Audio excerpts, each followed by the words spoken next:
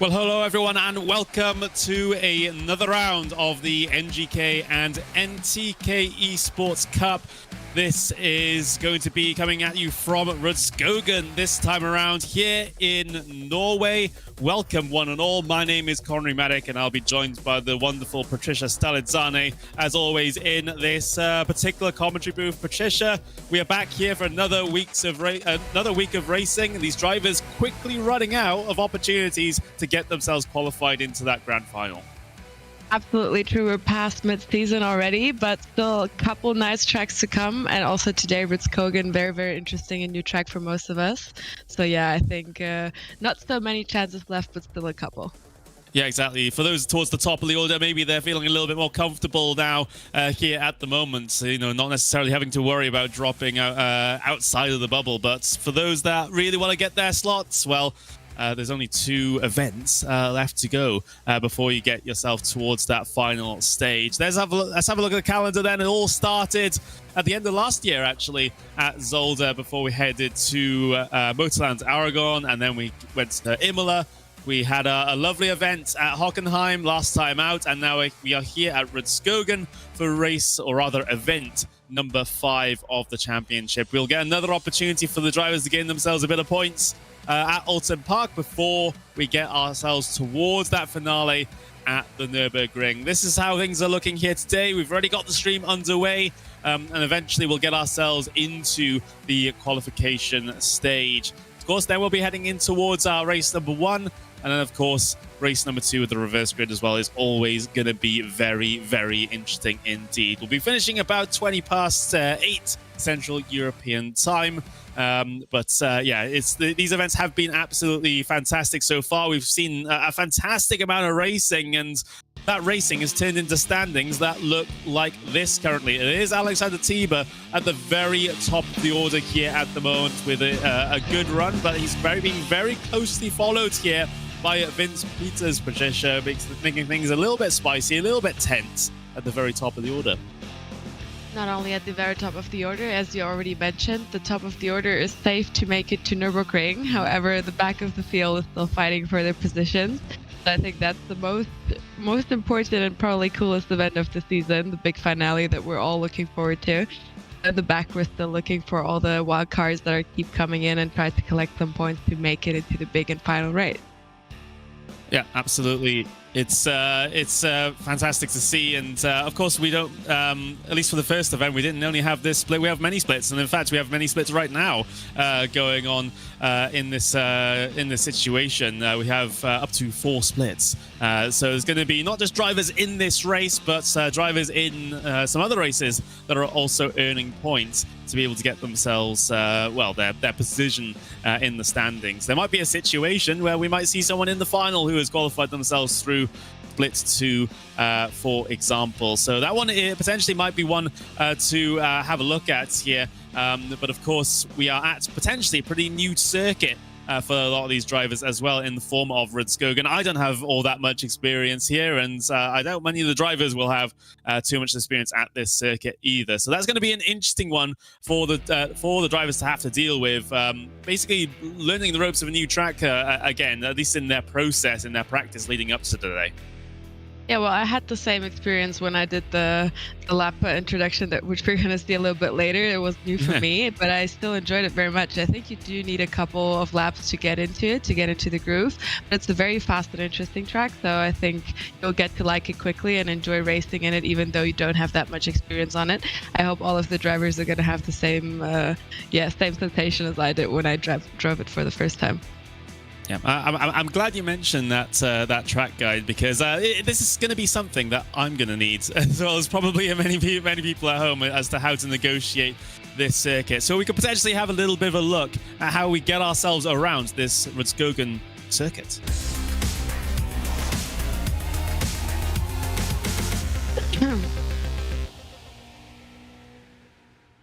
Hi guys, my name is Patricia Stalizane and I'm a professional race car driver and also your co-commentator for this year's NGK NTK Esports Cup. We are right now somewhere in Norway on a racetrack that I can't pronounce, probably Rudskogen or something like that. But let me try and show you the track on how it looks and how it's driven rather than how it's pronounced. So, here we go once again, starting the lap on the last corner off the track to prepare for the straight. Here on the straight we'll come up to 4th gear, and shortly after the 100-meter sign at the beginning of the curve we'll brake, go into 3rd gear, cut the first left-hander by a lot, and then go into the very long right-hander where you will be enticed to go on throttle way sooner than it looks. So kind of go on 20-30% and build up the throttle as you come out of the corner. Use the whole track for sure. Then 4th gear here, we brake a little bit, but don't shift down, carry the speed. And then here we brake into 3rd gear before this next corner, but again try to carry the speed into the corner because we're going uphill. From here we are pretty much flat out going left-right through this fast chicane. Going to 2nd gear. It's a double left-hander for one short one and one very long left-hander. Same here again, don't go on throttle too soon, but once you see the exit off the corner, go full push. Here on the right side we have a 50-meter board where we brake very hard and go into 1st gear because this is a returning corner and we are going uphill afterwards. Here we'll try to brake, not shift down, keep the speed, and use the whole exit off the track because here we are carrying the speed into the corner. This is the last corner already of the track. We need to carry the speed and kind of flow through the corner because you cannot over push the exit. Once you see the exit again, full throttle, and here we are back on the straight. Very, very quick lap. I hope you guys enjoyed it. I did for sure. I really like this track and I hope the other racing drivers will enjoy it in their race as well.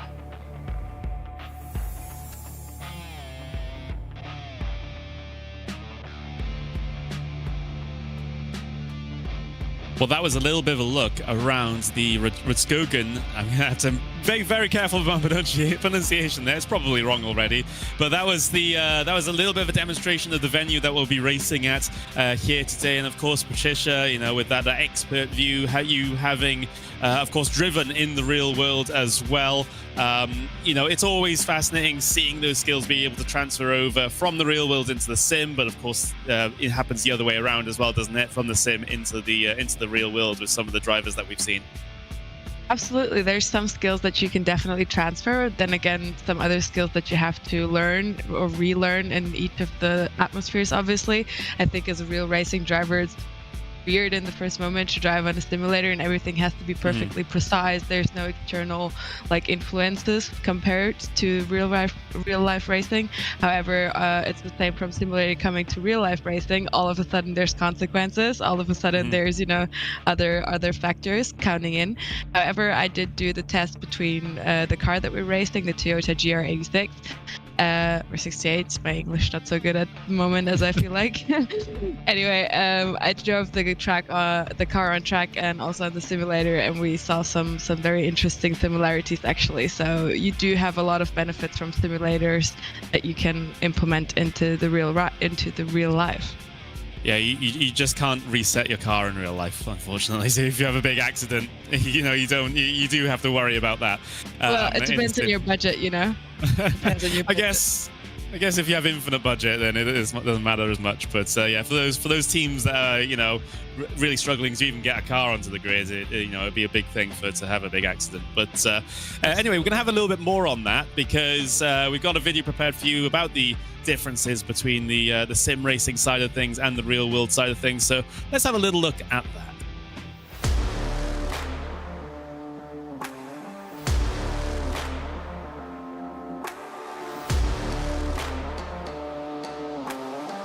The Toyota GR86 was the car for me today. It's super responsive, so it was interesting for me because I didn't expect that from a street car. It's also very lightweight, so you had to manage the rear wheel drive and the breakouts of the car.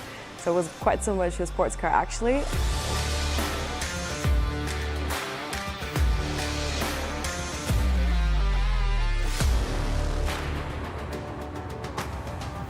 I think the real basics, the theory of racing, such as like the braking points, so the ideal line, learning the track and the simple physics of cars are quite similar. And also I prepared today for the track day on the simulator. So for someone who doesn't have any other resources, I think it's the perfect way to get started with racing.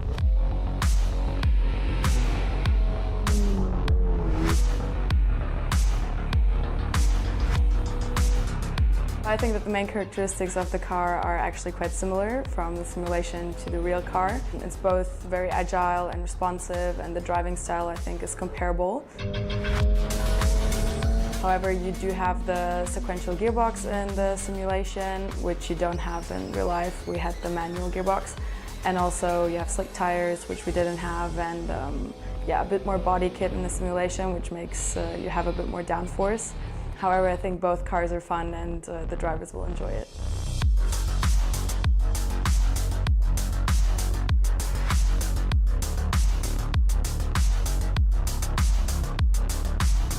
I think NGK NTK made the absolute correct decision making it a Toyota Cup, because a Cup is always promising very good racing because it highlights the performance of each driver and makes stuff like BOPs irrelevant. So yeah, I'm very much looking forward to it, and I think we'll see some intense and tight motorsports.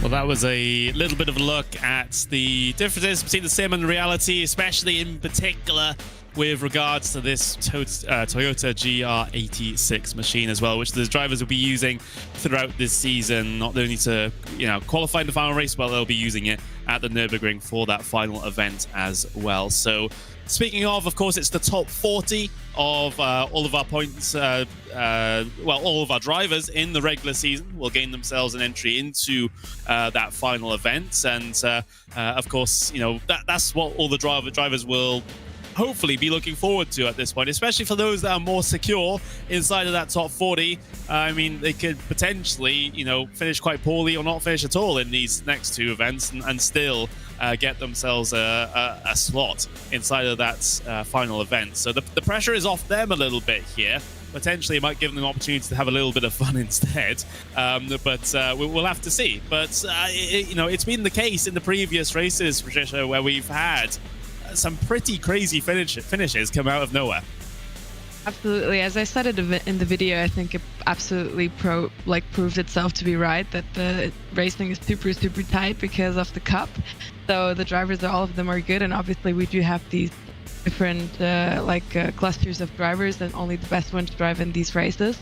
So it always turned out to be intense racing, and they always save themselves up for the last lap to really fight for the positions.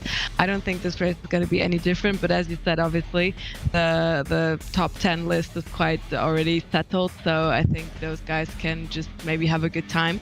Where for a racing driver, a good time means still full push and go for the win. So I don't think it's going to make a big difference today.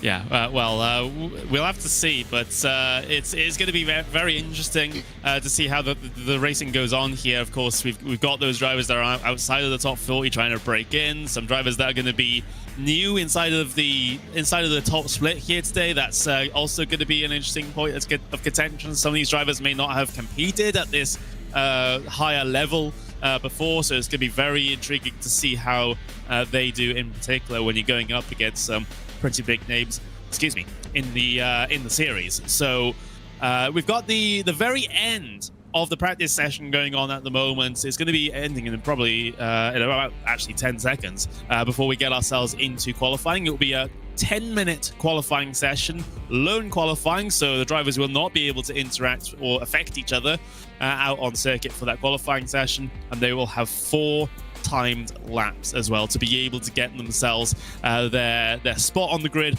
for race number 1. So qualifying, of course, has previously been pretty important in this series. We haven't gone to too many tracks where overtaking is particularly easy. So I imagine drivers, and actually we did talk to a lot of drivers at the end of last week, where they mentioned that the qualifying is probably the most important session out of all the ones we do today. Not only most important, I think it's also really tough. We talked about this quite briefly in one of the first races, and ever since it's just been, of course there's a low qualifying, but I still think it's very, very different for a lot of drivers, because you really don't have anyone to copy or, use as a carrot, as they say. So it's really just up to you, and especially because it's so important and there's only a couple laps and the time frame is quite small. I think it's a high pressure situation for all of the drivers. Yeah, absolutely. Well, I've commentated on a series before where they only have 1 timed lap. They have it one and done sort of thing. So that would be at least it's not that. That's all I'm saying with regards to this one at the moment. Yeah. It's always crazy putting all that pressure onto that single lap, and we get many instances of drivers not being able to complete it. Having the lap invalid or something like that, and they have to start at the very back of the grid. But thankfully that's not the situation that these drivers have to deal with at the moment. Here's Vince Peters, of course, getting himself all prepared for his qualifying lap. He's taking this as a bit of an out lap and trying to get those tires into the correct operating window in terms of the temperatures and pressures, of course. Having a look at the track conditions here today, it is clear skies, 18 degrees in the air, 33 degrees Celsius in terms of the track temperature as well. We are about 1:30 in the afternoon in sim times. It's going to be the hottest part of the day here at the moment, so not expecting that track temp to really climb much higher, if at all, here. So the conditions going to be pretty static for these guys, and I'm pretty okay. 33 degrees track temperatures is not a big deal. Yeah, it's okay. Maybe a bit hot for a day in Norway, but it's okay. I guess so. Still warm and still a lot of tire wear, but I think it's more manageable than the last race we had, so the guys will know how to handle it. Yeah, absolutely. We're riding on board with that number 24 of Vince Peters here at the moment as he works his way out of turn 2 onto what is effectively the back straight as we descend down the hill in towards turn number 3.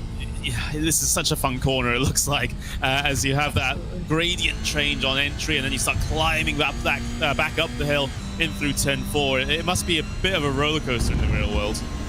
Absolutely, I would love to race that track in real life. I think the first corner is a ballsy corner, and then also the climb up. It's giving Nordschleife a little bit because of the pressure. I think at the bottom, depends on what car you're driving, but the track looks absolutely perfect in my opinion. Yeah, it absolutely does, and it looks very picturesque as well. I mean, you can take a picture anywhere in Norway and it'll look good, but this track is no exception here. As Peters winds his way through 1 minute 13 at the moment as he heads his way through to the sort of back end of the lap now. It's just swinging his way through that turn number 14 here, trying to get himself back out onto the pit straight. And, well, just gunning it to the line for his first timed lap. So let's see what the benchmark will be as we see a couple of drivers setting themselves some early times here. Vince Peters does go provisional pole position at the moment, but only with a handful of drivers having set times at this stage. There's Alexander Tiber heading his way through and across the line now. 1:53.3 is well off the pace, so I imagine he took that as another out lap here before he gets himself onto his timed attempt here. And I wouldn't be surprised if he puts it at least roughly near that front row. Yeah, let's see. The guys still have a couple more laps to go, but we obviously expect Vince Peters to be quite in front at least. He's always been quick over the last races, so I guess he will be as well today. Maybe we'll have some surprising guys in front. That would be cool to see. Yeah, absolutely. And well, here's Michael Hafliderson.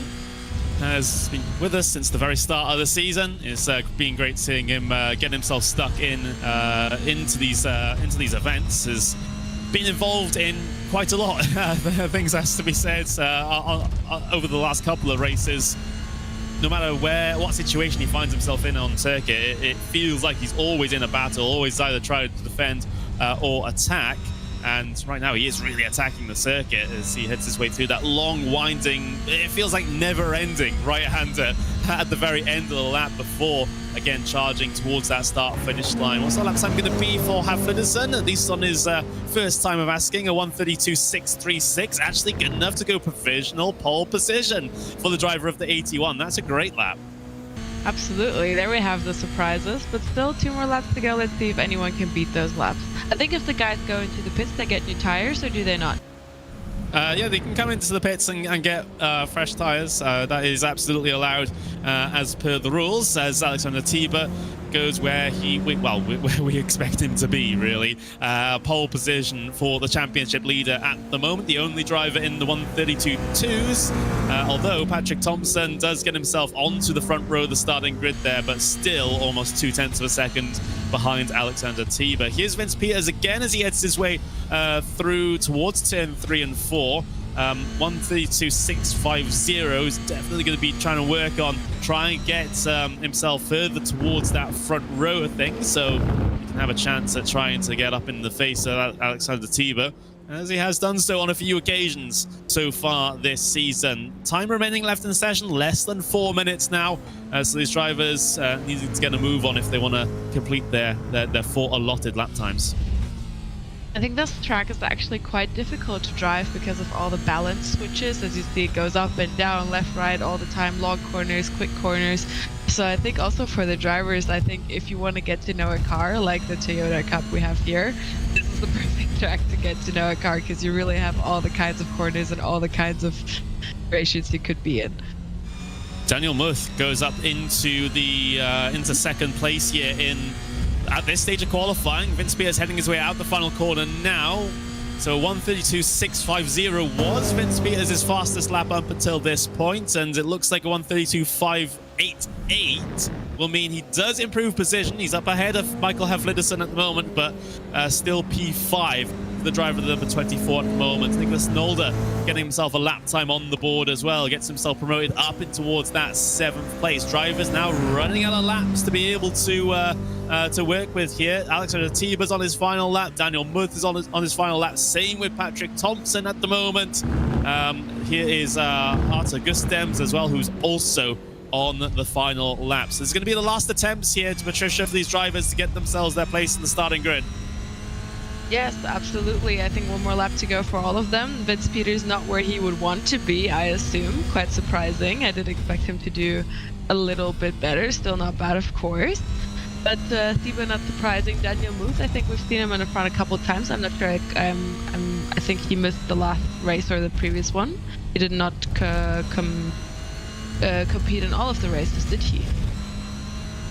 And they're not required to. They're not required to in this particular event. So, I mean, if he feels confident that he get inside the top 40 without having done all the races, that's his decision. But here's Arthur Gustems then with his last attempt here in qualifying.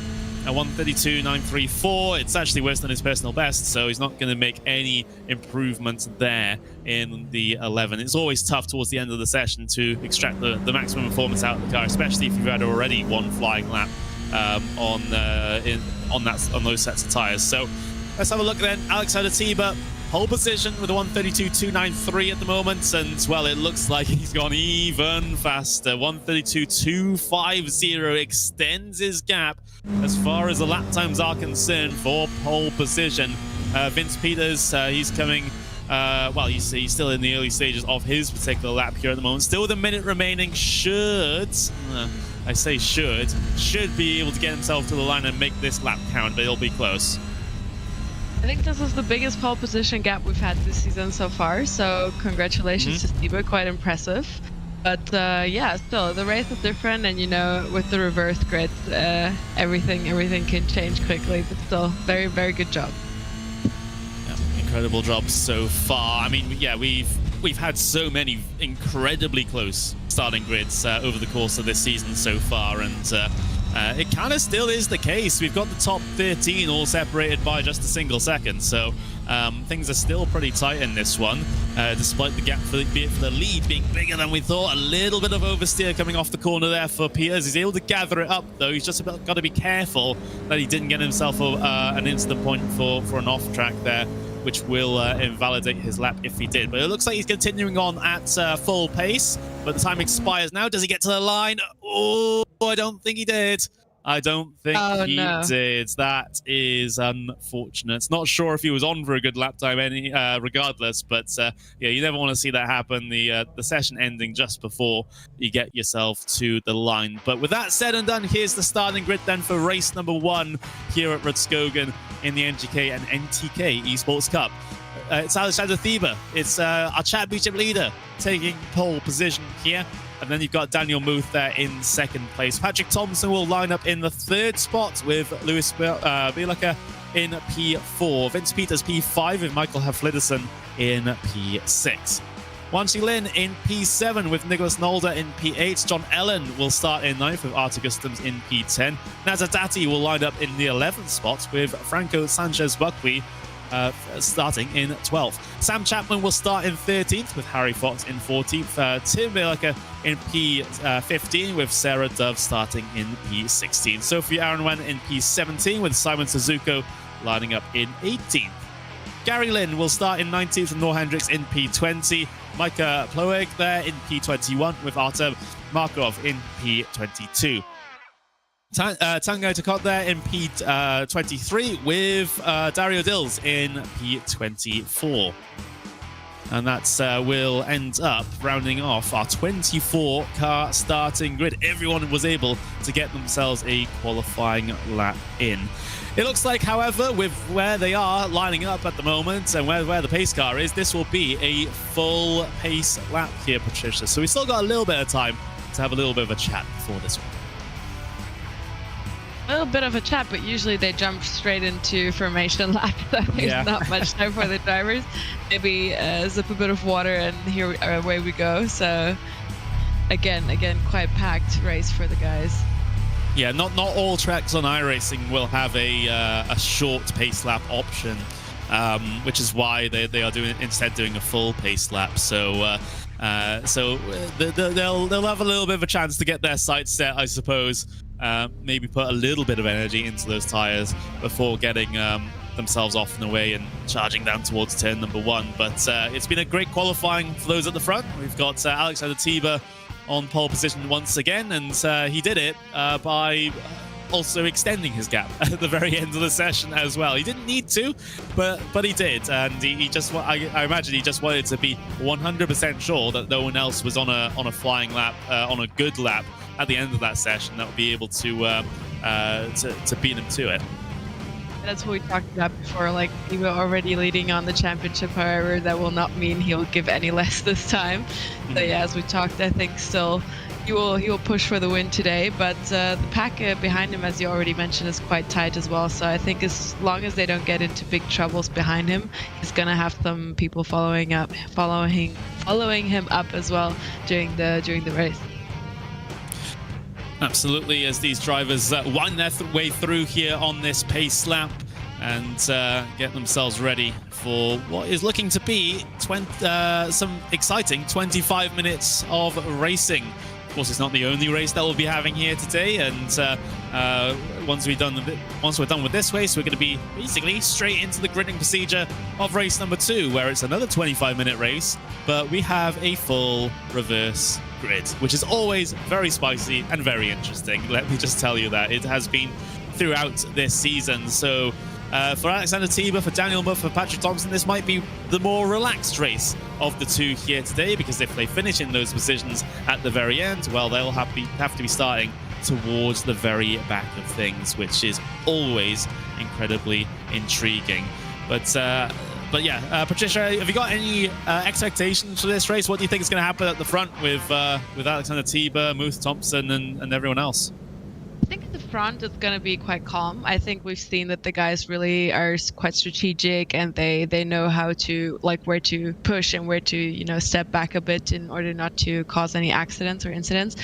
I think in the front we'll have a clean race, but as always, I think in the midfield we'll see some very, very, intense fighting for positions. Obviously, the guys are usually similarly quick, and also they're fighting for their points. So yeah, I expect a lot of fighting in field.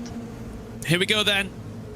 The race here, race number 1 at Rudskogen in the NGK and NTK Esports Cup is underway. It's Alexander Thieber that leads in towards the first turn and swinging into towards turn 2 now. Most of the front get single file. However, Vince Peters has been left out to dry here a little bit around the outside of Michael Fridersen, who is able to get himself through. Nicholas Nolder on the outside looking into this one as well as they get themselves single file on the run down in towards turn number 3. Down the hill they go. Patrick Thompson to the inside of Nolder here at this corner, as it looks like Nolder's going to wash out a little bit wide. Thompson allows himself to get to the inside at turn number 4, and Thompson works his way through on Nicholas Nolder. So there's a couple of changes here at the front of the field already, and further back it looks like everything is a-okay. I don't think we had any major incidents back through the field, although I am seeing damage on Dario Dill's car.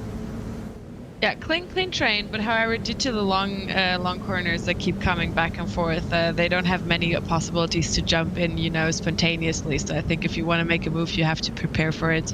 Obviously, so in the first lap, I think they're just collecting themselves right now.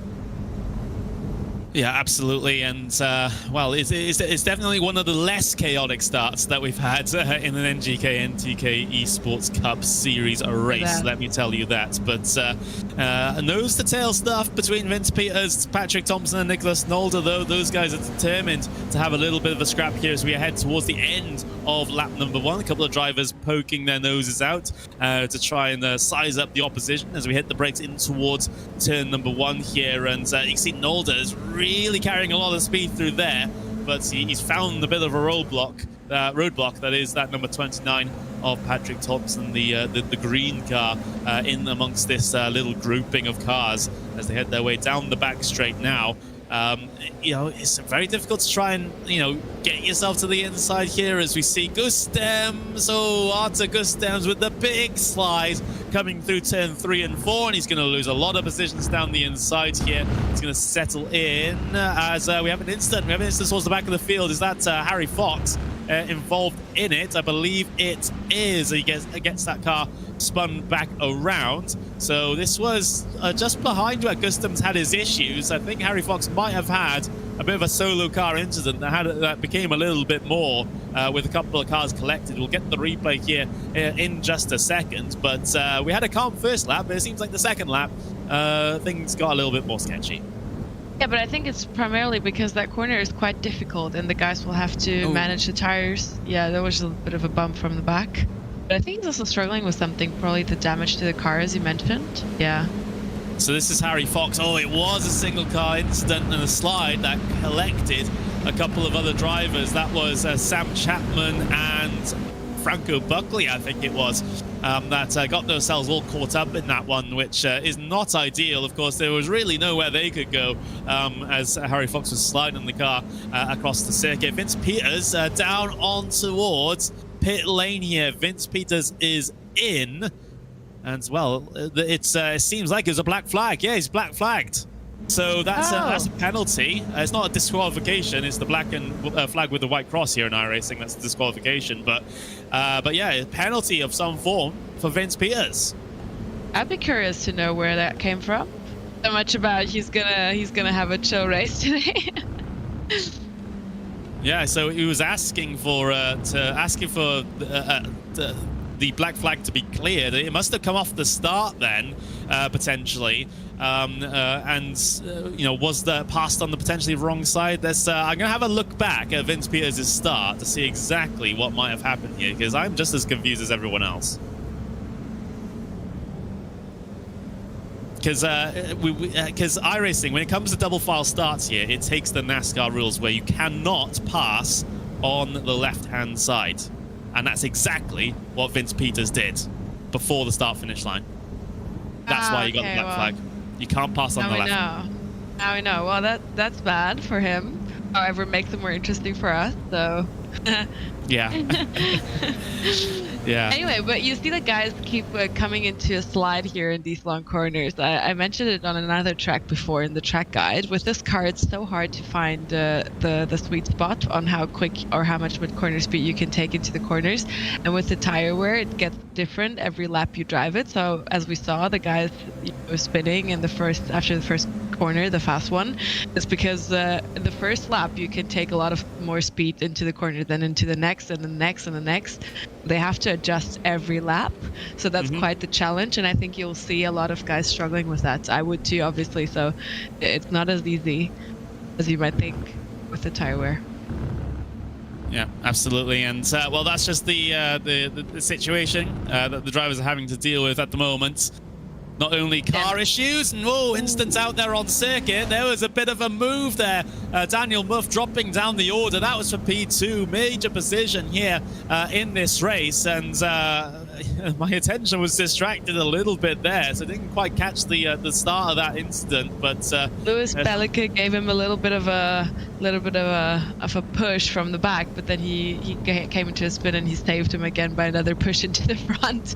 So now he just lost 3 positions instead of being spun around. So yeah, so I think he did get a couple. He did get a warning for that, I think. Yeah, I mean, I imagine so. The stewards will obviously have a look at all protests, all incidents after the event here, and we're seeing side-by-side action here once again as Patrick Thompson actually works his way through on Belica, and I think is Belica slowing down to give Muth the position back here. I think that would be the sensible thing to do to try to avoid a penalty, but it kind of has resulted in the gain of position for Hafliz and for Thompson as well. He lost 2 positions, but he didn't give it back to Daniel Muth, so maybe either misunderstanding or not a nice gesture, just lost a couple positions back. Yeah, absolutely. So this battle for P2 becomes a lot more interesting at this stage. I've gone and had a look back at the incident myself, and yeah, I would say it was Belica's. It was going for a gap that never existed. We'll have a look at here. You can see heading his way through. You can see Muth a little bit wide, but that isn't an invitation to go down the inside at the second apex there. That door was always closing and was pretty much closed even when Belica got there. Oh, and he sent it on someone else. He sent it on someone else again. Another gap that was not available for Belica, and Haflidson's now the victim. Oh boy. You never like to see things like that. Of course, Haflidsson was dealing. He might have been dealing with a slowdown penalty. I'm not entirely sure, but he was in a battle either way with Patrick Thompson. And again, it's a closing door that catches Luis Belica out. I think you muted, Patricia. Yeah, she is muted. So once she gets a microphone unmuted, there we go. I'm back. Sorry. Oh yeah, well I think he's on a run today. He had some bad sleep last night. Yeah, not a lack of. Maybe that's what happened before. Maybe Belica got a slow down as well, and that's why he lost this. Yeah, but we'll have to see, because I mean, Haflidsson was dealing with his own issues and was out of line, and then we see this as the issue. Again, that gap is just not there. Yeah. I mean, the door is open maybe for like half a second, but that's one that's always going to close. The car is always going to come across there, and you're not alongside in the braking zone. I'm not sure what Belica was really thinking with regards to that and how that was going to work out. Yeah, well that's what I said. The guys that we had in the front, usually they were quite strategic and calm and fair fighting, but Belica is quite new to the top 5 for us, I think. So he's a bit more of a fighting spirit, I think. Yeah, it is. You can be that, but within reason, I would have thought. Absolutely. But of course. But yeah, it's obviously the stewards will of course be looking at things, and I wouldn't be surprised if penalties were dished out, not only for one of those moves but for both of them, if I'm being completely honest here. But we're having a look further down the field though, because there's still battles going on down here. Artur Gustavs and Nicholas Nolde are two that are relatively close together here in this one, and in fact Gustavs has made his way through relatively recently. However, he's going to have to defend here on the way down in towards turn number 1. He's not going to be able to bring himself alongside. He is going to have a little look, but obviously can't really commit down into there. That's really to put the other driver off and trying to mess up their line through the first 2 corners, so then you can get the drive off of turn 2 here and then make something happen in towards 3. But it looks like Nolde has just lost too much time, and perhaps a slowdown penalty. Yes, he's serving a slowdown penalty right now. Will Sarah Dove be able to work her way around the outside, though, in towards turn number 3? She's trapped offline and into the dirty debris, which means that you lose a little bit of grip in the car, and she pushes wide. But thankfully, there's a lot of runoff there. Power. I love that Sarah's doing so well. She's super close to top 10. Let's hope she can make it into the top 10. I think that would be the first female in a top 10 this season. That would be great to see. Yeah. Let's cross our fingers for Sarah. Yeah, I think it would be. So fantastic stuff indeed. And you know, it's a great situation to be in, especially Nolde, who's a little bit off the pace here at the moment. I mean, I'm not sure if there's some damage. Actually, there is some damage to the rear end of his car, which might be affecting him here. So he's struggling to keep up the pace he once had. Of course, he qualified in 8th place, but we know that's he is a very potent driver indeed. In terms of race, you see Nolde going very wide, very, very wide indeed. Yeah, he's really struggling with that car now, and Sarah Dove able to get herself alongside here. Hasn't been able to complete the move just yet. It seems like that Nolde is still competitive down the straight here, onto the brakes in towards turn number 1. These two are going to be fighting it out here through turn 2. Dove on the inside, able to gain some ground, gain some track position, and she does slide ahead as well, we'll have a little bit of a look somewhere else. But yeah, great for Dove to try and get that position. She's gonna have to try and defend though, at least on the at least with the gaps being as close as they are on the left hand side. There we go. Nolde gonna send it down the inside at turn 3 and 4 and gain the position back. But I think this is gonna be one that's gonna be swapping around quite often here. I get the feeling, Patricia. Yeah, I get that feeling too, and I think Nolde is going to have a bit more trouble with his car, because if you have already a damaged car and then the tire wear comes in, I think you'll struggle more than just Sarah with the tire wear. So yeah, I hope that will come to her advantage, but definitely they'll be switching positions a couple of times again. Yeah, I think so too, as the advantages then swing one way and then the other, as we see Nolde. It doesn't look like he's too comfortable in how that car is handling at the moment. He does have some damage to the rear left of that pink Toyota GR86. And again, it pushes very wide through this long right-hander. That's the second time in the road. In fact, he's going to drive it down towards the pit lane. So Sarah Dove will end up gaining that position. I think it was right-handers that he was having trouble with, and that long one right at the end of the lap was just completely butchering any sort of lap time he was able to try and do. Oh yeah, that makes sense now. I was already worried he was flying off.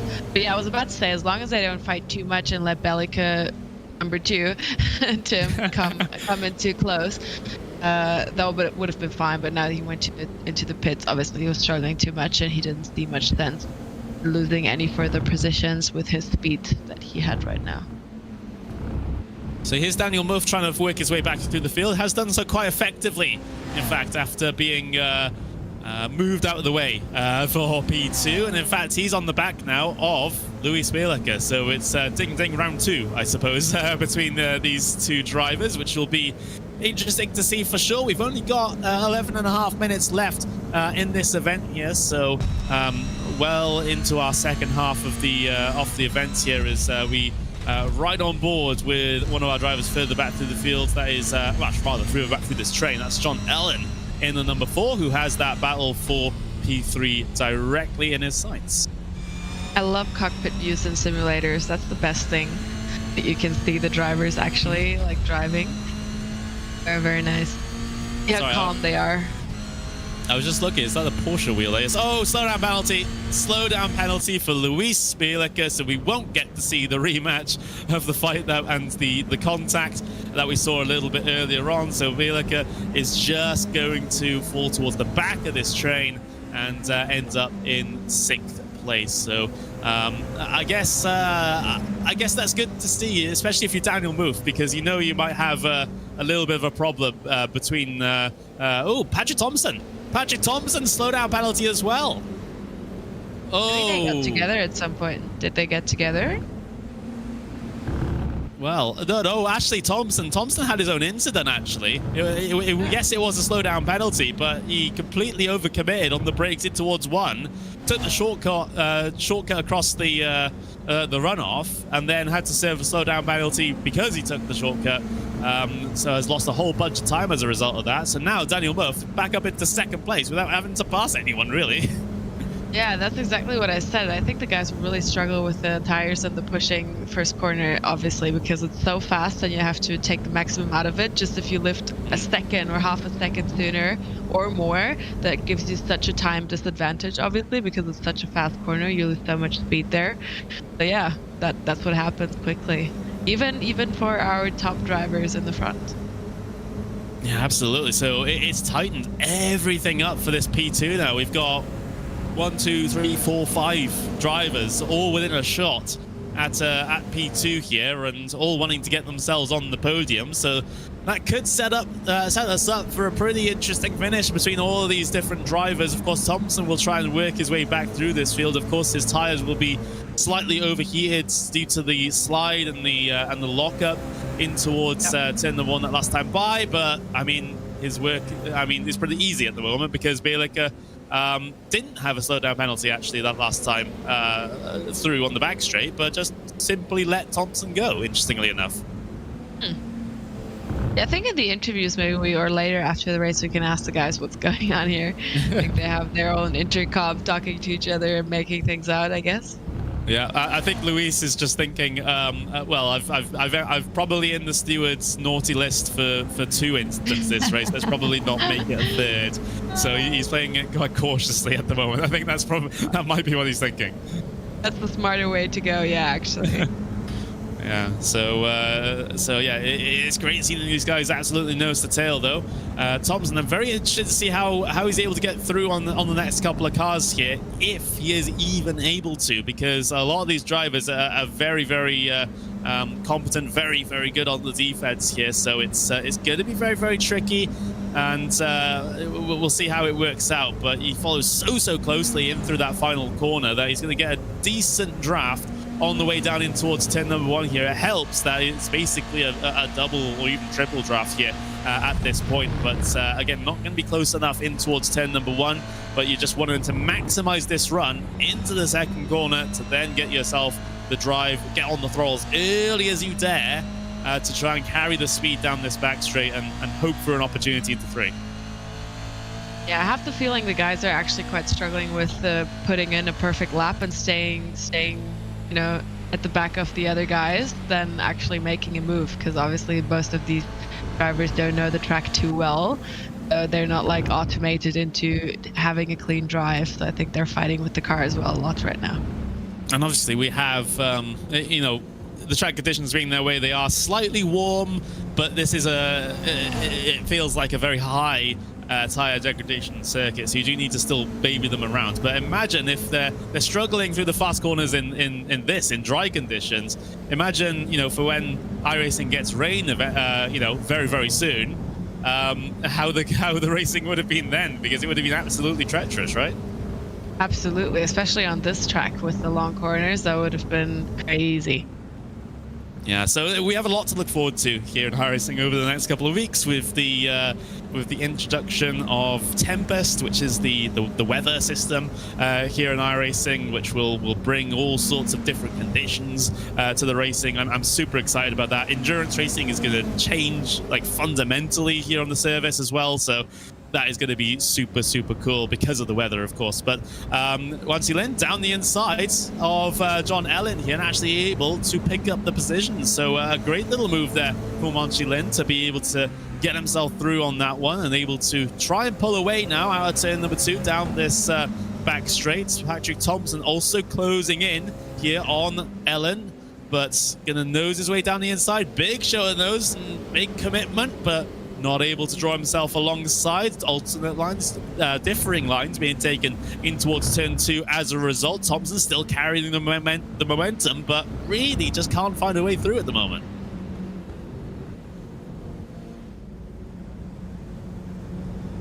Now he's going to follow once again in through this long left-hander. We've got Luis Bielicus, who's just on the back of this one, just sort of passively observing at the moment. But we know that if there's going to be an opportunity, his car's going to be there. That's pretty much a guarantee here. So these drivers, excuse me, further down the line have to be a little bit careful, knowing that that's always going to be a situation with lunges and such coming in from behind. But Thompson looking pretty racy at this stage and really hounding the back and pressuring the back of Ellen's car. But again, getting not a lot done at the moment, but he's there, and that's the important thing. And may have an opportunity into one this time around because well, he's going to be within a car length, I would have thought, and going to be showing the nose and actually committing on the brakes in towards turn number 1. Thompson's going for it, a little bit unsettled there from Ellen, who tries to hold the inside, coming through turn 2 here,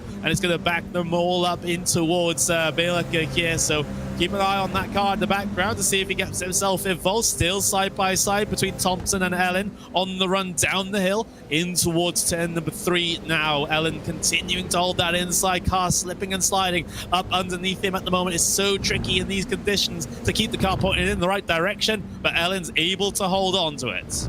Yeah, I think it's not a great move actually to use the straight and the first corner to break into the front driver, because you have the next 3 corners going to the right and you have the outside position. So as we just saw, I think you'd rather save yourself for a later point on track and break into a corner where you can immediately set yourself back on the ideal line rather than, you know, staying on the outside for the next 3 corners. Obviously that's quite hard to pull off. Difficult indeed, as we have the rear view cam on board with John Ellen here as he tries to defend that 4th place that he's you know, quite admirably gained over the course of this event. Actually, he started in P9, has been able to climb his way up into 4th place, mostly by keeping himself largely out of trouble. But this is probably the hardest point in the race for him now, when he has drivers that in clear air would, I would argue, be faster than him, but he has to try and keep them behind now for another 3 minutes and a little bit extra. Yeah, so we're coming to the end of the race again. To no surprise, they've kept it quite clean to the end of the race to fully send it in the very last lap, as they always do. So yeah, 1 more minute and then we'll see them all making their move. Yeah, I think so too. Thompson drawing very close through the exit of turn 3, but he actually has to back out of it. Otherwise, he would have ran straight into the back bumper of the number 4 ahead. And again, chooses to fight another day through the little S's section, continuing to remain very, very close indeed. But there's just no way through at the moment. And it must be a very frustrating situation for that number 29 car to be in. It's you feel like you're faster, you feel like you're even half a second a lap faster, but you still just can't find a way through because that car ahead is defending oh so well and putting their car in all of the right places. You know, it must be frustrating in the real world as well, Patricia, when you know you're faster than that driver ahead, but they're just defending way too well. Hey, but that's racing, you know, especially in a cup, if it's quite hard to pull an advantage on a specific point of the track. You know, some cars are then quicker with BOP on the straight, some of the corners, and you can kind of, you know, find the sweet spot of where you can cover and where you can attack. But with these cars, it's so much harder to overtake, and obviously if the guy in front is good at covering, it makes it even worse for you. Yeah, we can see with the onboard with Ellen, doesn't look like he's stressed at all. I mean, he's just flicking his eyes across to see, you know, maybe some form of timing and things like that to be able to gauge what's going on. But really no worry on his face whatsoever. I think he has this handled, but let's see what Thompson has to say about it. He's going to angle towards the inside, down in towards turn number 3. Ellen will give him the space, and again, Carl looking a little bit unstable. Thompson holding that inside all the way around. Is Ellen going to be able to come back at him, though, in towards the next sequence of corners? I don't think he will. Oh, that's a great pass there for Patrick Thompson, exactly when he needed it. But also, Ellen has to be concerned still. He can't let his guard down now, because Lewis Bielica is on the back of him as well. So more defending for John Ellen to do in the last portion of this race. Yeah, that was a really nice move. Let's see if Lewis is still on fire and motivated enough to make a move here on Ellen as well. Yeah, absolutely. We'll have to see, but also we do have to consider the amount of incidents that Lewis Bielica would have picked up. He would have picked up at least 2 4Xs, okay, 2 bits of contact, and our limit is 17, so he would be up to 8 just from those contacts alone. And if he's like run wide and got, you know, instant point after instant point, then I think that might be why he's being super cautious, Patricia, because he might be close to that disqualification instant limit, and he doesn't want to get one more. Yeah, I think so too. I think you're absolutely right. We saw it in the last race when they got disqualified on the last lap. You really fight your way to the front and then just get kicked out on the last lap. But obviously that's how it goes. Same rules apply to everyone. And if you've got your 17 incidents, then fair enough, I guess.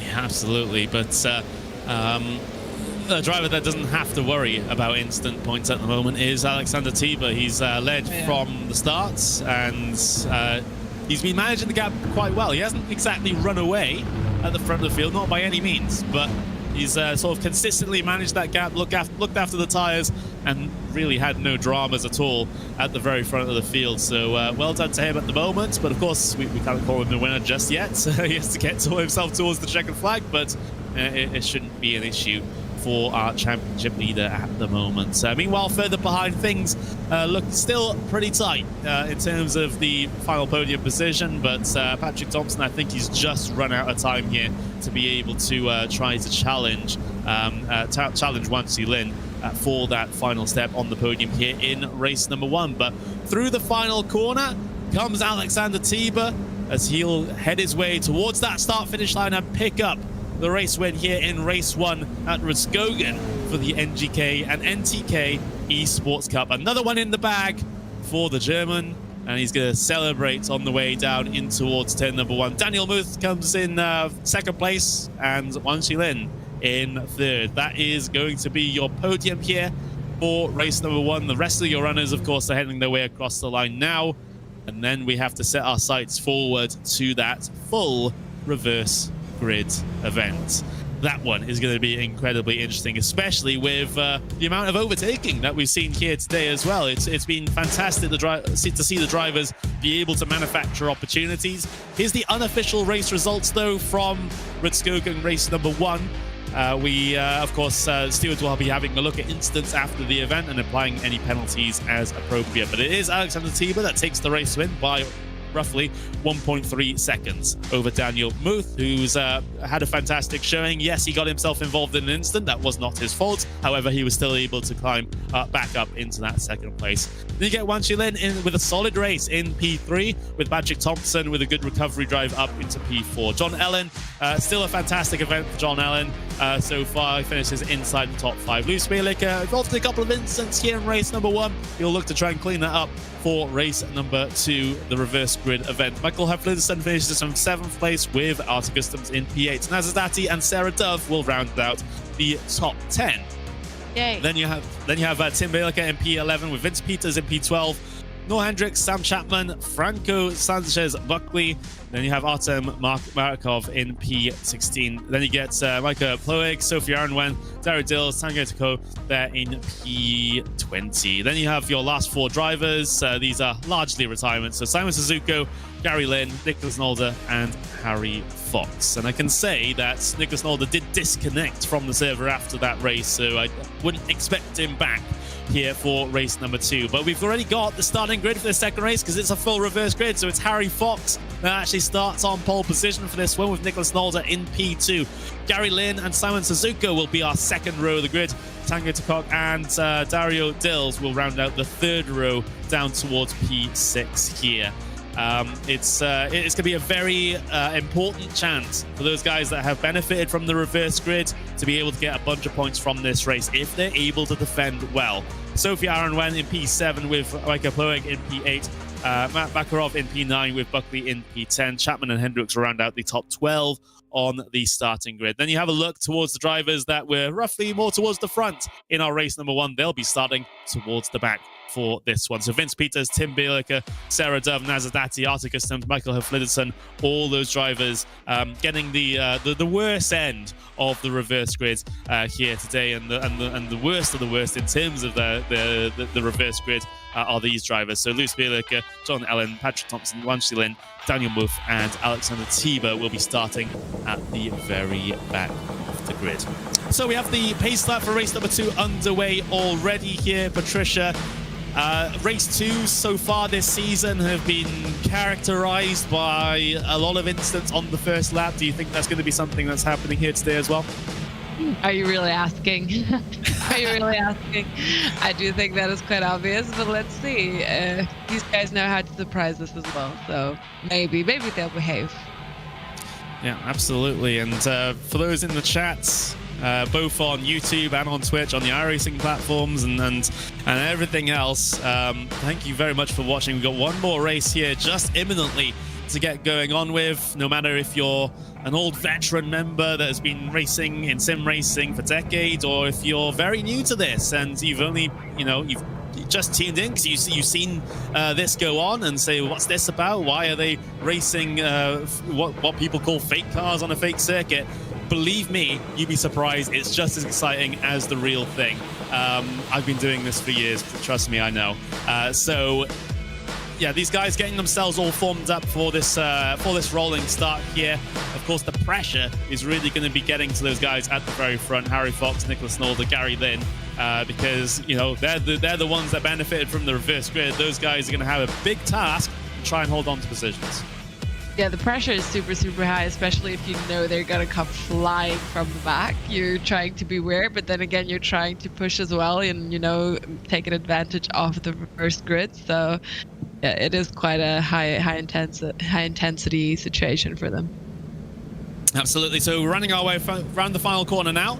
At the very end of our formation lap, pace car pulls down on towards the safety of pit lane, field under the control of Harry Fox. On the way down in towards turn number 1. Long hold here before we go, and we're green flag here for race number 2 in the NGK and NTK Esports Cup here at Rudskogen. Front 2 away well, front 4 actually away well. We've got 3 wide behind though, with Franco Buckley right in the middle of things. 4 wide coming through turn 1 and 2, and that's a big mess in behind. That was never going to work out, was it? 4 wide into that section. You can barely get 2. The traffic jam was insane. It was obvious that something's going to happen with these cars in one spot. Yeah, absolutely. Let's see if we can collect who's out now or who got involved into the crash. Yeah, well, I mean, it'd probably be easier to say who wasn't involved. Let's just say that.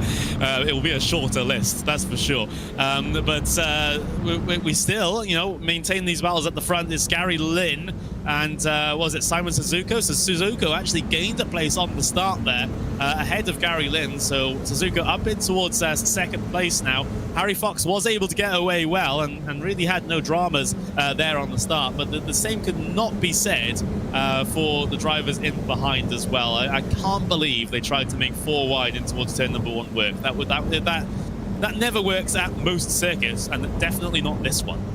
Especially 4 wide in 3 rows. So yeah. like 12 cars in one spot. Yeah. Oh no. Yeah. So I'm trying to figure out who we lost there. So it looks like in terms of retirements, we lost Noah Hendricks. We did well. Nicholas Nolder did not start.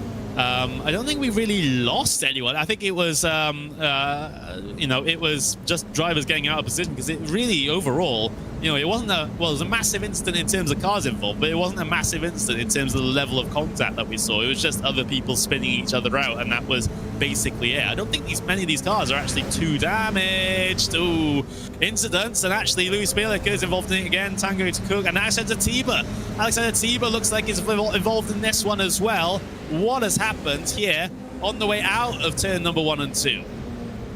Yeah, Tiba has not gone far to the front. Didn't make use of the start too well, actually, did he? Yeah, absolutely. And I gotta say, having a look at this replay myself, Bielica is gonna have another conversation with the stewards here. It'll become obvious when we get onto the replay here, but it was Alexander Tiba did come up on that incident and was an innocent party in it. It's just an unfortunate timing for him, but the situation was we had the 99 slow through the first 2 corners, and Bielica just kind of ran up on him directly. There we go. There's Tiba. We didn't get to see the initial incident, but that was Tiba with cars coming back across the circuit. That's not how you rejoin, and ask anyone in the iRacing esports sphere about my opinions on rejoins. You get the same answer. I think some of them can be done much better. But yeah, I would like to see the initial incident there, because obviously I want the viewers to see exactly what I've seen with regards to coming to my conclusions here about these incidents. So this is Louis Bielica straight into the back, into the quarter panel. Yeah. That one's a slam dunk penalty, and not holding the brakes across the circuit as well. I see 4 penalties for Louis Bielica in this race. Oh, Yeah, in this that was these not 2 nice. races, sorry. The initial contact was not nice. I think afterwards he did get into a spin, and he could have broken whatever and still would have spun like that. So that's just bad luck for Tiba. However, obviously, as you said, the first contact was already a foul move. So yeah, definitely some warnings for that one.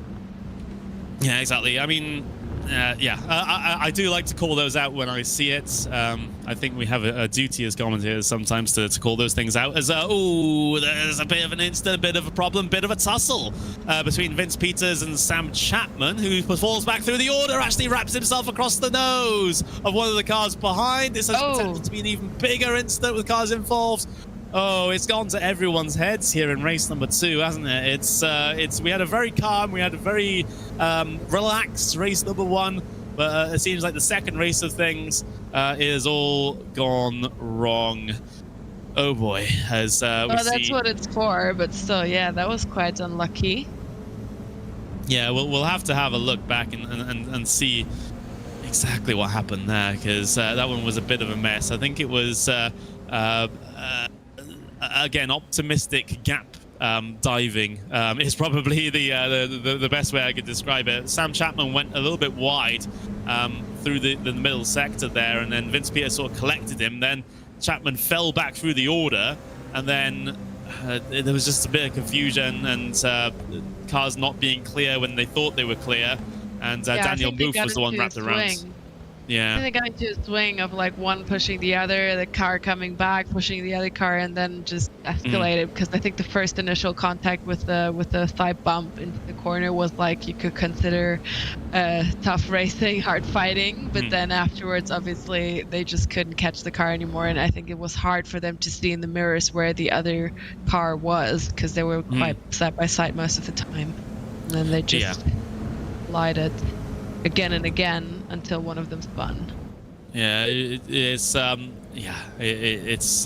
unfortunate, and but it's something that we do have to deal with. But in terms of how it changes the dynamics of this race, well, that's a very good question actually. Harry Fox and Simon Suzuko have been, you know, completely fine at the very front of the field. Gary Lynn also there as well, still in that 3rd place, still relatively comfortable situation. It's just everyone behind has been involved in some form of problem or some form of incident over the course of this race already. So the current situation is that Vince Peters is a P5. We've got Patrick Thompson P6, Sarah Dove up to P7 actually. So Sarah Dove doing very well. She's actually gained a whole bunch of places since where she started. So she started 15th place up to 7th place now, but we'll have to try and defend from John Ellen here in a moment's time, as those gaps are looking really close. And in fact, the positions have been swapped already as John Ellen works his way through. Now Sarah Dove has to try and defend from Wan Qilin, who was one of our top drivers in the previous race as well. So we'll see how she does. But with a top 10 finish in race number 1, a top 10 finish in race number 2 wouldn't be too bad either. Perfect. Yes, absolutely. That's what I wanted to say. We have quite little drivers from the previous race from the front already making their way back to the front, right? Besides Vince Peters, I think most of the drivers didn't make such a great comeback. So yeah, also then good to see Sarah Duff making a great comeback and do like perfect drives actually so far. Yeah, it's been pretty comfortable, but this is the slightly trickier situation now when you have so many drivers that would be faster than you in qualifying trim. Yeah, here we go. The Wan Qilin trying to dive it down the inside, and Dove will actually just let them go here. There's really no point sometimes in taking some of these fights, because I think fighting with them, you make that calculation, right? It's like, am I going to lose more time fighting with you than I would just letting you go? You know, that's the calculation, right? Absolutely right, and in this case I think she made the right move, because she has a bit of a gap behind her than after Haflidsson, and if she loses that gap already, then the other guy's going to be up at her back as well, you know, immediately. Yeah. So she'd rather use that gap of losing that one position and losing 2 laps later. So yeah, you were absolutely right. And you never know what might happen later on in this race. I mean, we've had a very chaotic start to it. There's no reason why we can't have a very chaotic end to it. And if you keep your nose clean, you know, keep on the tarmac, and you'll be able to gain positions that way. So that could be the situation. But yeah, it's the race has, thankfully, touch wood, has calmed down a little bit. Although I know when I say that, you know, you have the whole curse of the commentator thing, right? Exactly. As soon as I say that, someone will have a spin, and you know, it'll be in 5, 4, 3, 2, 1. I was hoping it was going to happen then. That would have been amazing. Crazy. Wouldn't that have been amazing? Yeah. Absolutely crazy. I could have seen it coming though. Like, I was waiting for it. I was already like invested, looking at the screen. Yeah. I give him 2 more laps. We have a couple fights and tight positions right now, so I do think we'll see some moves in mid of the race as well. Yeah, we are, because I mean, we're seeing the top few try to close their way in, at least for P3. That's between Suzuko and Gary Lin. That's the battle that you see on your screen right now, actually. So Lin actually seemingly does have a decent amount of pace here. Across the line they come. So a 1:33.878 for Lin and a 1:33.983 for Suzuko. So that is a 1/10 of a second gained by Lin on that last lap. So looking very racy at this stage, but you know, it's very tough with even the, you know, 1/10 of a second, 2/10, 3/10 of a second delta here to try and get yourself through on one of those drivers. But ooh, looks like in the background that Vince Peters has got himself a slow down penalty and ends up losing the position to Patrick Thompson. Now they've pulled a bit of a couple gaps here, as I see. However, still, I do think they'll come back together, because they're also starting to struggle with the tires once again. Mm-hmm. Yeah, that's a great point, because that was a theme that we saw throughout race number 1 with cars sliding around, you know, taking a lot of performance out of those tires. And, you know, that's the interesting thing in iRacing. You know, you're slightly more sensitive to the tire temperature than you are the wear, really, because, you know, if you overheat those tires, it's like a vicious cycle, right? So if you slide, you overheat the tires, you're going to slide even more, which is going to overheat the tires even more, and it just gets out of control very, very quickly. So it's always a tough situation, and when the track conditions are not perfect either, it is tough to try and get them back down into a normal operating window. Great explanation. Also, what you said, not only that you get into slide because your tires are bad, but also when your tires get bad and then you're in a tricky situation because the guys from the back are coming, you're covering, you're defending, you're getting into fights, all that, like, even more uses your tires. So Harry Fox, the leader of the race, with 1.5 seconds gap is quite surprising, but it also kind of makes sense once again looking at the tire management. He has been at the front from the start, so he can just drive in a clean way and doesn't have to use the tires for anything else. And obviously, as we said, it's a vicious circle, so once you start this tire use, you get even slower, so the guys in the back are struggling much more than he is right now, probably. So he's in a comfortable position for sure right now. Yeah, Thompson through on Gary Lynn. That's the change of position for P4 out there, as it looked like that Thompson was just able to gain a slight advantage on the way down towards turn number 3 and was able to, well, crack the gap open on the inside and complete the pass. We're still looking further back than that. Alexander Tiber, who's on his recovery drive at the moment. So not only did Alexander Tiber have to start at the very back of the grid here for this race too, he was also involved in that instance with Bielika not holding the brakes and coming back across the circuit and then clipping him. So I'm actually surprised that Tiber is able to, you know, his car is not very damaged as a result of that. And actually, I don't see any damage whatsoever on that Toyota. It's actually, you know, as it rolled off the factory floor. So that's an interesting thing. Yeah, maybe it got damaged, but not in the essential parts of the car, you know, because he got crashed into the side. So as long as it's like, how do you call them, axles? Whatever are fine, and his steering is fine. I think it doesn't make too much difference. However, still, yeah, he's been super quick and consistent, obviously, since he got thrown back to the back twice already. Gary Lynn back to the front. Yeah, Gary Lynn and Vince Peters fighting it out now. So Peters to the outside of turn 3 and has to be careful with not going too wide, otherwise you get yourself a slowdown penalty. But going to get himself now a gap, an overlap on the inside there. It does turn into the outside for the next corner though, which is always a bit sketchy. Through this SS section, it's tough to go side by side through here and still not lose a ton of time. Door open on the inside, and Vince Peters is going to take that one every single day of the week. Gets the performance off the corner as well. Half a car length ahead, becomes absolutely level as there's a door barge between the two of them. Lynn down the inside now through this right-hander. He's going to gain the advantage and he's going to keep the position for now. But I get the feeling that door barge was a bit unnecessary. And in fact, over the driver text chat, Gary Lynn says, sorry, I don't think he intended to do that. Well, it's nice of him to apologize. I guess so, but these guys, look, you know, really tried to get the max performance out of the car here. As you can see, Peters nose towards the inside. Coming off the final corner, he's going to lose a bit of momentum, though, due to that line. And you can see Lynn is able to squeeze himself back ahead here, but he's still going to be under threat here for turn number 1. If Vince Peters is very brave on the brakes down into here, yes, he is. Sends it down and in. Vince Peters is through, but can he complete the move, though? Because he's messed up his line in towards turn number 2. It looks like he's okay, and Gary Lynn won't be able to come back at him. Oh, that was great. For sure he's going to lose a couple kph at the end of the straight, but that was a perfect move. So, touche, I take it back what I said before with not sending it into T1. He did that.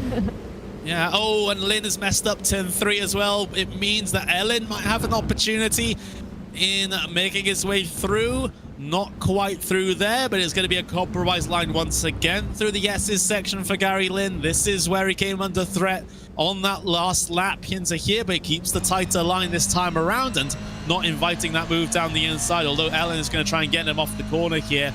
It looks like he can lean on his tires a little bit more. The acceleration's a bit better in that number 4 car, down towards the inside now. And Lynn, it looks like he's just lost all confidence in the car now, and he's going to get freight trained down the inside. Alexander Tiber out of nowhere.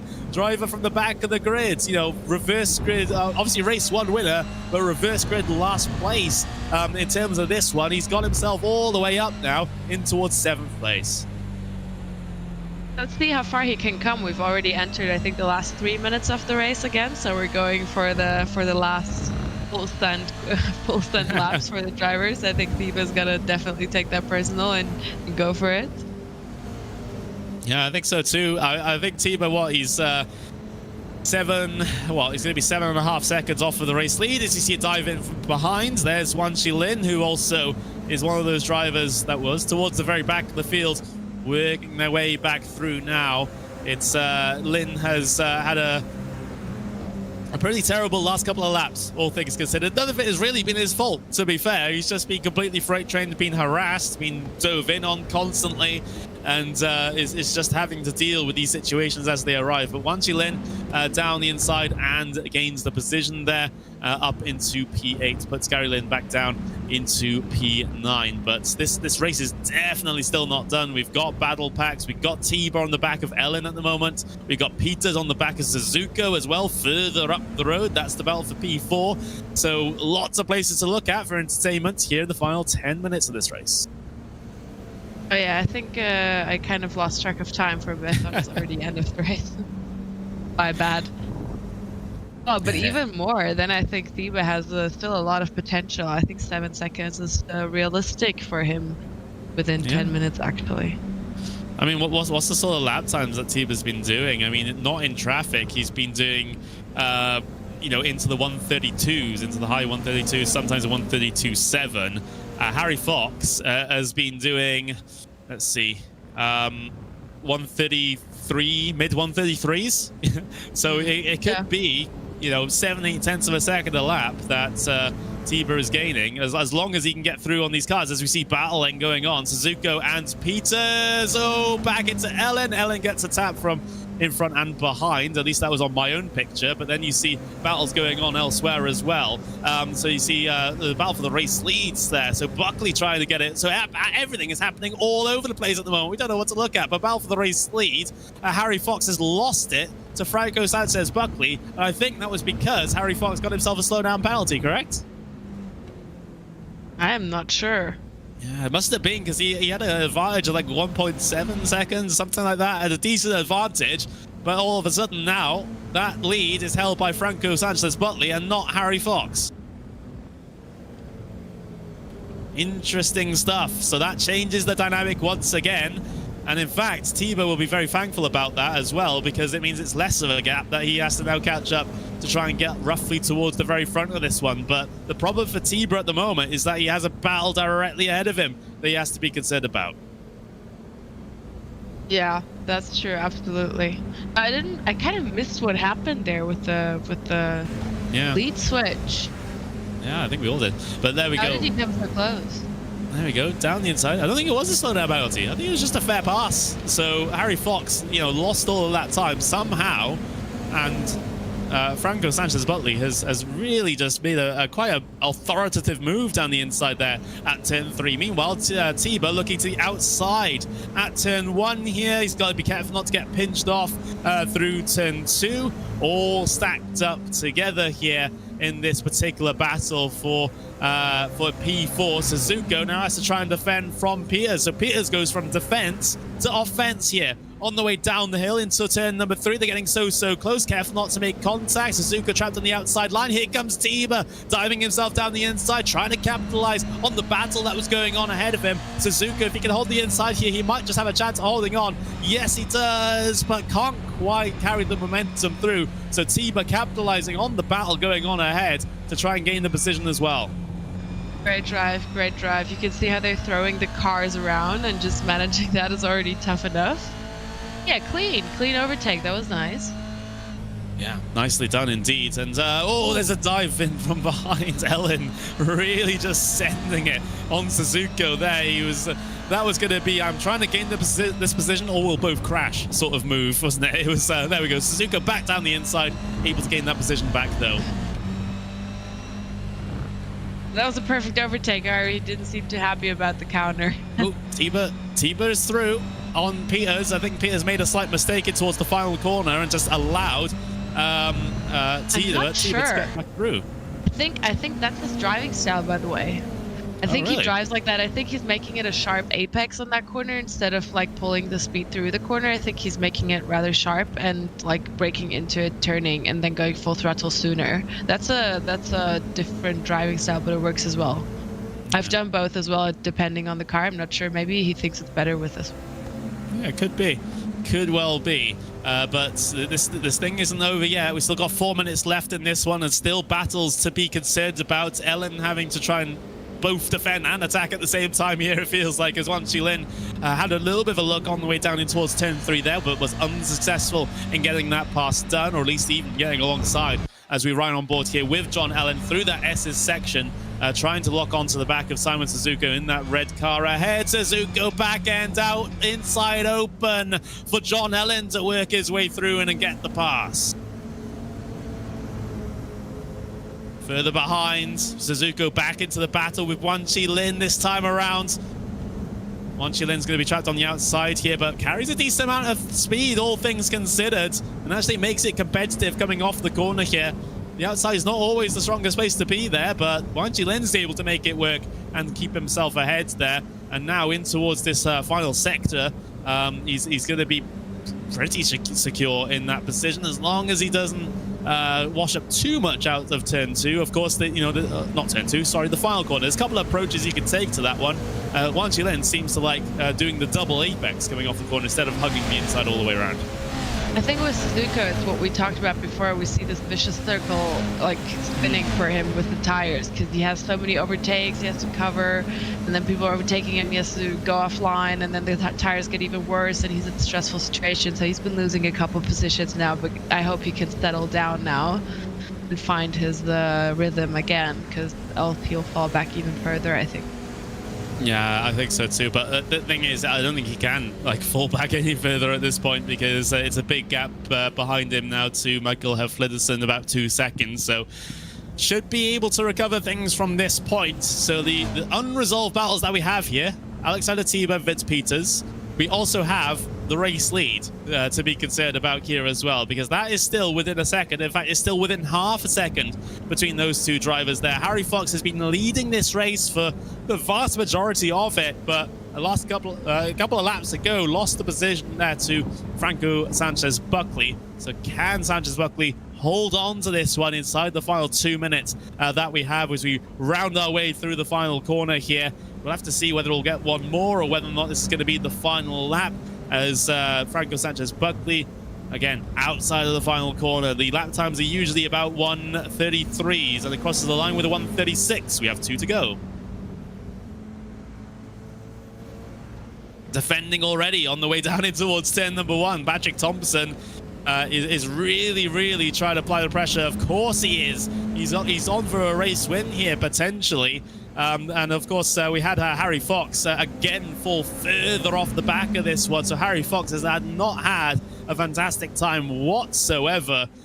So he's really been struggling at this stage. But Thompson now is on for the race win. Buckley has to try and hold on to this now. It would be a fantastic drive for him to take this one away. But Thompson, it would be a similar story for him as well, as he had to start this race at P21. Definitely a euphoric moment for him. I think if he takes the race win here, that would be nice. Would be fantastic. We're riding on board with our race leader here at the moment, and looking back at the pressure being applied from behind. As you can see, the shallow line into the right taken by Buckley. He's feeling the pressure at the moment. He's able to keep himself ahead. Thompson overcommitting to the outside line there and ends up washing out to the exit of the circuit. Patrick Thompson, you can see the eagerness just in the body language of the car. Basically, he's always looking for the inside, always looking for the outside. Whatever opportunity might arise, Patrick Thompson's making sure that he is there to try and deal with it. Look at how close he's following. Coming off the final corner, we will cross the line with 2 seconds to go. One more lap for these drivers to settle their differences, and we got side by side for the race lead between Buckley and Thompson. Onto the brakes in towards turn number 1. Thompson's going to be hung out to dry here. He's going to have to back out of it to make sure he doesn't get a slowdown penalty here. But as they exit the corner now, taking as much track as they want and they need to try and hold these moves. Thompson has the draft on the way down in towards turn number 3 now. Early defensive move for Buckley, but Thompson goes even further towards the inside to try and get the pass done, but it's all covered off here as they work their way now in towards turn number 3. Harry Fox is gaining on these guys as they try to scrap, as they try to slice and dice, but through the S's section now, Patrick Thompson still hasn't been able to find a way through whatsoever. It feels like he's the fastest out of these two, but he still just can't find a way through, winding through the left-hander, not a lot of opportunities left now to try and get this pass done. Thompson, he's going to have to go for a dive somewhere, someplace, but how? Another early defensive line being taken by Buckley. It looks like Thompson will have the speed coming off the corner here, and he's trying to get himself alongside, but still no momentum at this stage. Just a couple more corners to go between these guys. Harry Fox in P3 is there, but I don't think he'll be a factor at the moment. Heading their way into the final corner now. Is there any last-ditch attempt for Thompson to try and steal this one away from Franco Sanchez Buckley? I don't think there will be. Coming out of the final corner, Franco Sanchez Buckley will take the race to win here in the NGK and NTK Esports Cup. Here at Rudskogen, we've had another one, Patricia. We've had another crazy finish in the race too. I can't believe it. Yeah, that was intense. That must have been super, super frustrating for Thompson. He was so quick. He was just waiting for the last 2 laps, going full push, and still didn't get a single opportunity. So amazing job by Buckley. And congratulations. We have 3 newcomers, I think, on the podium for the second race. That's amazing. They all held strong till the very end. So that's great. Amazing race once again. I'm not going to lie, I'm a bit lightheaded. I don't think I breathed throughout that. So I'm going to take a moment here. The rest of the runners... I'm just jealous of you right now. You just got that. I'm completely dead. But yeah, the rest of the runners heading their way across the line now. What a race. I mean, it's the box standard race 2 that we've had throughout this season, and it's great to see. So Franco Sanchez Buckley takes the race with Patrick Thompson P2, Harry Fox in P3 as well. That's the unofficial order. The official gap at the end there was just about under 2/10 of a second between Buckley and Thompson, which is crazy. Harry Fox in 3rd place. Alexander Tiber from the very back of the grid up into 4th place with Vince Peters in 5th, John Ellen 6th, Wanji Lin in P7, Simon Suzuka P8, Michael Hafliderson and Daniel Muth will round out the top 10 there. It looks like Sarah Dove missed out on the top 10, but still got P11 there, which is pretty good going. Arthur Gustams in P12 with Gary Lynn in P13, Nazadati in P14, Sam Chapman P15, Micah Ploeg there in P16, Tango Takog in P17, and then Sophie Anwen in P18. Dario Dills and Noah Hendricks will round out the top 20 cars, and then of course the rest of our retirements. Of course, there were a few of them, especially considering the opening instance that we have. Artem Markarov, Tim Belica, and Luis Belica. 2 of the Belicas are retirements in this particular race. Oh. So we have to take a little bit of I've to calm down a little bit after that one. I think it's probably probably fair to say. One of these races is going to give me a heart attack at some point. I guarantee it. So it's, but yeah, it's great. It's great to see, and that's what that's the great thing about reverse grids. You get those sorts of situations at the end sometimes where you have a faster driver trying to catch the slower driver. The slower driver's holding on to dear life, trying to get that race win. It's really entertaining every single time. Absolutely. I think for spectators, there's nothing better. Obviously, the guys in the front, they're more calmer, they're more settled, I would say, and they know how to wait and where to push and where not to. And these second races, always, they're just absolute madness. So yeah, but it's fun to see. I always have a great time. Great way to spend your Friday night, guys. So also, again, thanks for everyone watching. I think it's quite fun how we get together and just have a good time. Yeah, I mean, I if we have a situation like that in our grand final, I think I'll lose my voice. But yeah, it's because I mean, we'd have a whole lap of that as a Nordschleife potentially. But it would be absolutely crazy. But we do, of course, we have this situation at the end here. Of course, we have we'll tot up all of the scores. Once the stewards have done their thing, they'll get to process everything and see who's still inside the top 40, who is not inside the top 40, and then of course we'll get ourselves set for the final race of the regular season in a couple of weeks' time, and it's going to be fantastic. And then we'll have a clearer picture of who is going to be competing in that final race at the Nordschleife, and then who unfortunately will have to be sitting here and watching the stream probably. But yeah, it is crazy stuff. We are potentially waiting for some interviews here. I'm not sure what our lovely producer Hugo Luis is gonna do or pick or anything like that. So I'm just waiting for that information. But yeah, Patricia, it's I love not only how these races went, but how this track actually performed in terms of being a venue for us, because that was actually quite surprising, the amount of overtaking that we saw and the amount of chances that the drivers had at what is quite a technical circuit. That is absolutely true. I was surprised by that as well, because I thought the guys are going to struggle a bit more with the track because it's so new and so rare. I also think it's quite a great opportunity for the drivers to do something, I think, new. Obviously, Nordschleife is going to be insane. I'm so much looking forward to the finale of the season. However, like a track like Rudskogen is still like something new. Like everyone's driven Nordschleife. If you have a simulator at home, that's the first thing on your to-do list. However, like something like Rudskogen, it's not something you think of yourself. So I think it's the perfect track to make a race on because it's unique. But yeah, I didn't expect the guys to handle it so well either. They did quite great, and they had a lot of fighting and a lot of overtaking. So it looked like they managed it all right. Yeah, absolutely. Well, we will get to speak to at least one of our race winners here today. That's Alexander Tiber. So, Alex, how's it going? I mean, that first race went pretty well for you. You know, it seemed like you had absolutely no problems whatsoever. Was that how it felt behind the wheel in that first race?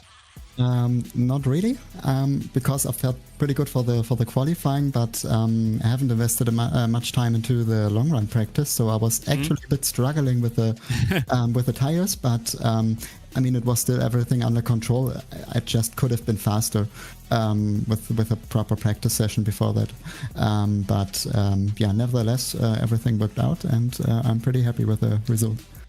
Yeah, you were definitely not the only one struggling with tires today. Is that just the characteristics of the track? We have so many high speed and medium to high speed corners, which really takes a lot out of the tires. The track being on not hot but on the warm side also does not help either. Was that expected coming into today, or did you just not expect that, especially given the fact that you said that you didn't have much long run practice? No, you pretty much nailed it. Yeah, the track characteristic doesn't fit low downforce cars pretty well. So it's really hard to be fast and keep the tires alive. So it's very easy to overshoot one of these, especially turn 2, 3, the fast right-hander. It's super easy to overshoot there, and on the and on the other opposite, it's pretty easy to oversteer in the middle of the corner, because it's really tricky to nail the to nail it between these two extremes. Yeah, very well explained, actually. Yeah, absolutely. Just take me through that race too, because obviously, you know, due to doing so well in race 1, you start the back for race 2. That's kind of how this series works, right? So, and you had a bit of an incident involving a car that was not holding their brakes, came back across the circuit, tagged you a little bit. How was the car feeling after that? Because I thought you would at least have some form of damage on the car, but it seemed like that you were not too far off the pace as what you usually are. So what happened there? Yeah, the car just came to the inside, and I tried to avoid that, and I couldn't. There was no space left, and yeah, there was nothing I could do. Luckily, I didn't got a meatball. I was pretty afraid in that moment, but yeah, luckily I survived. But yeah, I've got some damage on. Yeah, basically my whole side was scratched and deformed. But yeah, and I also could feel it, especially in a few corners, that my car isn't there. But at the end, it worked out. I made up a few places. Was quite hard to overtake here on this track, because because of this corner characteristics. So yeah, it's not easy to find a good spot for a dive bomb, for example. Yeah, but P4, I think it should be enough for the overall victory, and yeah, that's good. Yeah, you still did a great job. So we enjoyed watching, and you still managed to overtake a couple of places. So even though it was hard, you did well. Congratulations. Thank you.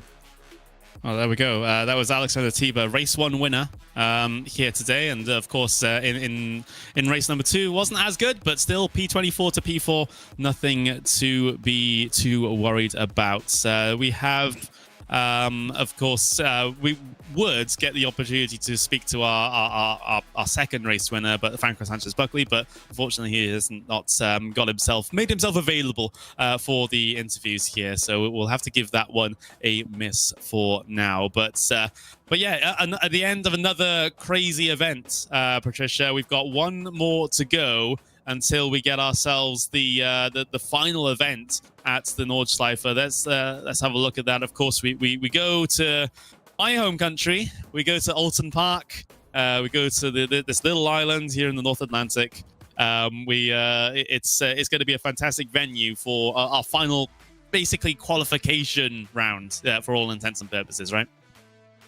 Yeah, definitely. It's going to be a great race. I'm looking forward to it, but more, as I already mentioned maybe too many times, I'm looking forward to the big finale. I think Nordschleife will be just absolute madness because it's such a crazy track. And obviously with these tight speeds that we have, like the competition here, I think it's just amazing. So definitely tune in for that one, guys. But obviously, once again, don't forget Alton Park. I think everyone is going to be more than pumped to qualify for the race, so it's going to be a good ball.